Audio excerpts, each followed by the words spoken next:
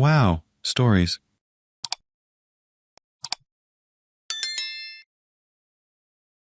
My wife and I have a 6-month-old baby, and he is the light of our lives.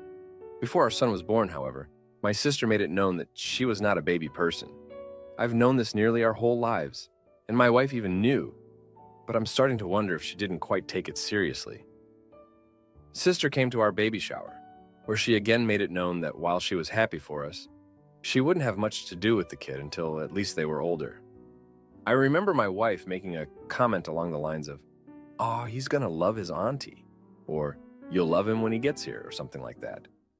My sister just laughed it off, but I saw the irritation in her eyes. I talked to my wife that night and told her that my sister was serious. I know her, and she really doesn't like babies and small children, and that we shouldn't try to force her to interact much with our little one until she's ready. We had a bit of back and forth, but the conversation basically ended with my wife saying that, "Okay, of course we won't force her." Fast forward a few months, our baby boy is here. Sis showed up at the hospital and brought us a balloon to show support. But she didn't really interact or look at our newborn much and left quickly. My wife was too distracted with doting, loving on our son to really notice. Fast forward a few months to about a month ago when our son was 5 months. I had planned a nice dinner date for the two of us at a very exclusive restaurant, a place she's always wanted to go to and is always booked out. I surprised her with a reservation that I had booked a few months in advance, around her birthday. I thought it would be good for both of us to have a night out and take a quick breather from parenthood, and to reconnect as a couple. She was very excited for it, so was I, but a few hours before our reservation, our babysitter canceled. Wife frantically suggested we call my sister. Our parents are both aged and not able to move around a lot. I knew that sis was going to say no, but wife was very insistent. I tried calling a few friends first, but everyone was busy or couldn't since it was very last minute. Finally, after my wife insisting some more, I called my sister. I told her what was going on, and of course, I was right about her answer. She said she was sorry, but she didn't want to. I told my wife this. My wife asked me if I could put her on speakerphone. I was hesitant. After I put her on speakerphone, she shouted loudly into the phone, "Why won't you come watch your nephew?" My sister was silent for a moment. She said she wasn't comfortable. My wife said, "Why not? He's your nephew?" At this point, I took her off the speakerphone and told my sister I'd call her back. My wife was hysterical in tears. We didn't end up making the reservation. I tried to comfort her by telling her that we could still do something that weekend for her birthday, and I'd reschedule the reservation for whenever they were next available. But she wasn't in a good mood for a few days after this occurred, and I knew at that point that she really disliked my sister. Yesterday was the day that everything went south. I got a call from my sister saying that she needed me to come take her to the hospital. She was having an emergency. She lives less than 10 minutes away. This was about 11 p.m. Baby and wife were asleep. I texted my wife where I was going before I left in case she woke up and left. Everything went well, sister's okay, but we didn't get out of the hospital until around 6 a.m. When I got home this morning, my wife at first didn't say a thing to me. I asked her if she got my messages throughout the night, and if she was all right. She didn't speak. I went into the office to work. Yes, I work on Sundays. And about 10 minutes later, she barged in the room and started yelling. She told me that it's insane that I left her in the middle of the night to go help someone that doesn't want to help us. She said that if it was that big of an emergency, she should have just called the ambulance, and I should have woken her up to tell her first. We went back and forth for a bit, but in the end, she told me that if I don't cut my sister off, she doesn't know what will happen to our relationship, and I need to prioritize our family. I know she is still upset about what happened last month, but to completely cut off my sister, I don't think that's at all an appropriate thing to do. All she did was assert her boundaries, though I won't lie. I was hurt and a bit frustrated when we lost our reservation, but I got over it, because I've known that my sister wouldn't want much to do with the baby for a while.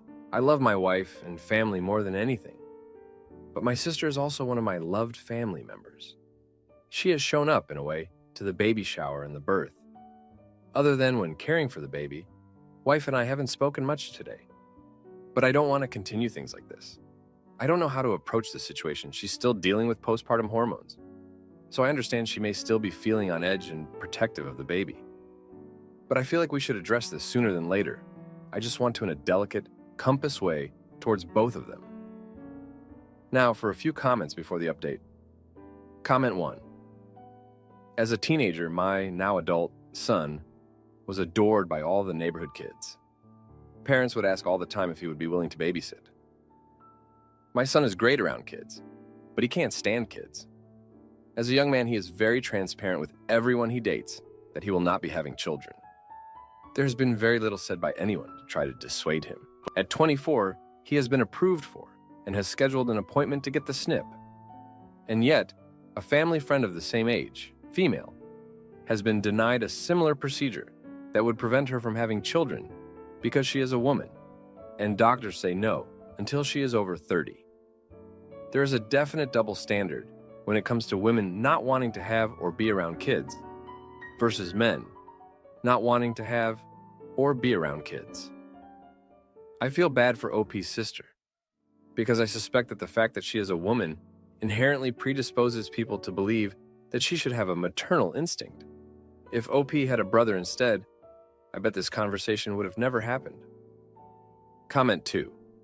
As the aunt who doesn't care for babies, I have been roped into babysitting. It sucks. The entitlement I get from my sister-in-law about doing it is wild, because I am very open about the fact that I find babies and toddlers incredibly stressful, and I have no idea how to appropriately care for them, what they can't do for themselves, etc. I don't understand the eye rolls I get from being honest about this either. I have chosen to be child-free and I love my life. I never made the decision to bring small humans into my life. So why do I have to grin and bear the consequences of someone else doing it?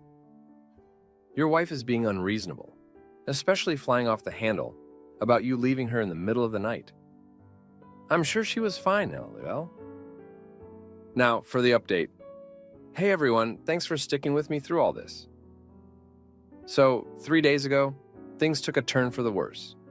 My wife and I were still not on speaking terms after the argument about my sister. I decided to give her some space, hoping she'd cool down and we could talk things out calmly. But that evening, my sister called me again, this time in tears.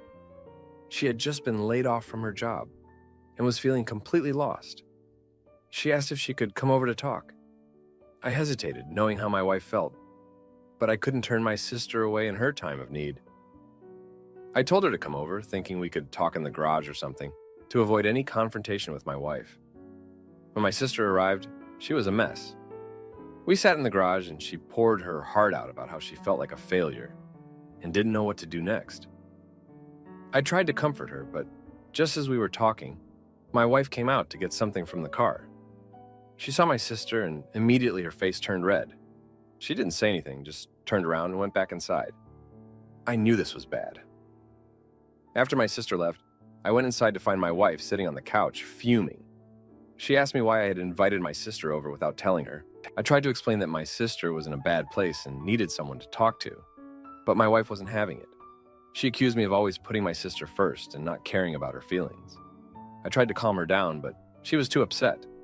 She said she needed some time to think and went to stay at her friend's house for the night, taking our son with her.